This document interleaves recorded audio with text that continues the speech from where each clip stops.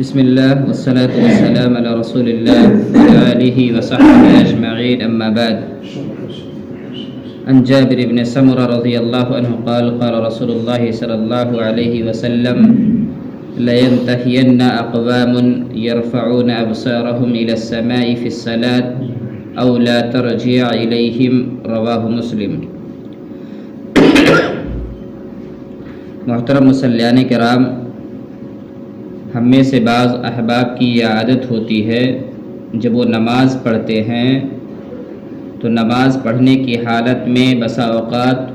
ادھر ادھر دیکھتے ہیں، کبھی اوپر دیکھے، کبھی نیچے دیکھے، کبھی اتر، کبھی دکھن، اس طرح سے ان کی عادت رہتی ہے۔ یہ عادت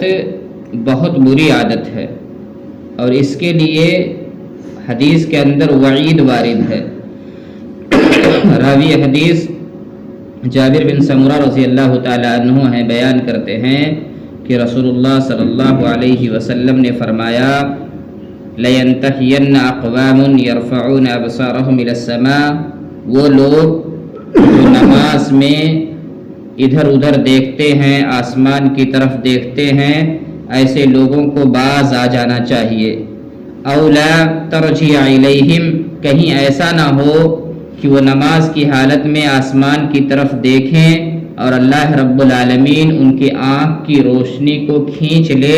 اللہ تعالیٰ ان کی بینائی کو اچک لے۔ یہ وعید ہے ان لوگوں کے لیے جو نماز میں ادھر ادھر دیکھتے ہیں۔ اور ممکن ہے کہ اگر انسان کے پاس علم ہے، علم ہونے کے باوجود وہ ادھر ادھر دیکھتا ہے، خاص طور سے آسمان کی طرف دیکھتا ہے، تو ایسے انسان کو ڈرنا چاہیے کہ کہیں اللہ تعالیٰ اس کے آنکھ کی بینائی کو نہ کھینچ لے۔ اسی طرح سے دوسری غلطی جو ہمارے مابین رائج ہے، بسا اوقات ایسا ہوتا ہے کہ اذان ہو جاتی ہے، ہم مسجد کے اندر آ جاتے ہیں، ابھی جماعت کھڑی نہیں ہوئی ہوتی ہے، اچانک ہمارے موبائل کی رنگ ٹون بجتی ہے اور ہم موبائل کو لے کر کے باہر چلے جاتے ہیں،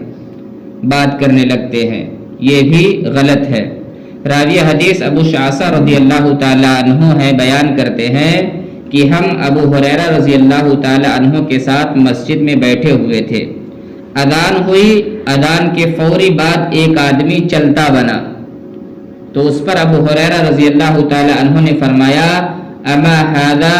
فقد عصى ابا القاسم، کہا یہ شخص، اس نے ابو القاسم یعنی محمد رسول اللہ صلی اللہ علیہ وسلم کی مخالفت کی۔ لہذا ہم میں سے جب کوئی انسان مسجد کے اندر آئے تو پوری تیاری کے ساتھ آئے، اپنے موبائل کو گھر میں رکھ کر کے آئے یا اپنی ضروریات کو پوری پہلے کر لے، اس کے بعد اسے مسجد میں آنے کی کوشش کرنی چاہیے۔ اگر اذان کے بعد اور نماز کی فراغت سے قبل آپ کو کوئی ضرورت پیش آ جاتی ہے تو آپ کو چاہیے کہ آپ مسجد کے اندر ہی رہیں، اپنی ضرورت کو برطرف رکھیں۔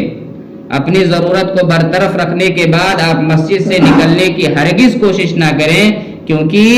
اذان کے بعد اور نماز کی فراغت سے پہلے مسجد سے نکلنا یہ نبی کریم صلی اللہ علیہ وسلم کی نافرمانی ہے۔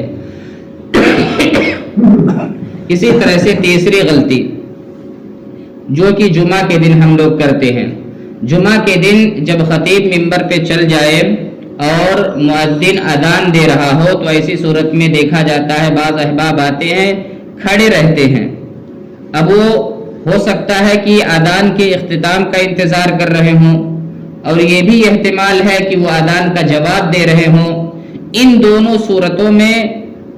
ان کو چاہیے کہ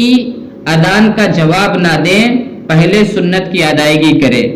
سنت کی ادائیگی پہلے کرنا ضروری کیوں؟ اس لیے کہ اذان کا جواب دینا یہ سنت ہے اور خطبہ جمعہ سننا یہ واجب ہے، اور جب سنت اور واجب ایک جگہ جمع ہو جائیں تو ایسی صورت میں انسان کو واجب کو فوقیت دینی چاہیے۔ اگر آپ سپوز کر لیں اذان ہو رہی ہے اور آپ کھڑے ہو کر کے انتظار کر رہے ہیں کہ اذان ختم ہو جائے، اس کے بعد ہم تحیۃ المسجد پڑھیں گے، تو ایسی صورت میں اذان کے فوری بعد خطیب کا خطبہ شروع ہو جاتا ہے، تو جب آپ سنت پڑھیں گے تو خطیب کی بہت ساری باتیں آپ نہیں سن پائیں گے، جو کہ سننا آپ کے لیے لازمی اور ضروری ہے۔ لہذا اگر آپ مسجد میں آئیں مؤذن اذان دے رہا ہے پھر بھی آپ آ کر کے فوراً سنت پڑھنا شروع کر دیں، مؤذن کے اذان کے اختتام کا انتظار نہ کریں۔ یہ 3 غلطیاں جو عموماً ہمارے مابین رائج ہیں، ہم انہیں ختم کرنے کی کوشش کریں۔ اللہ تعالیٰ سے دعا ہے اللہ تعالیٰ ہم تمام مسلمانوں کو کتاب و سنت کے مطابق نماز پڑھنے کی توفیق عطا فرما، آمین۔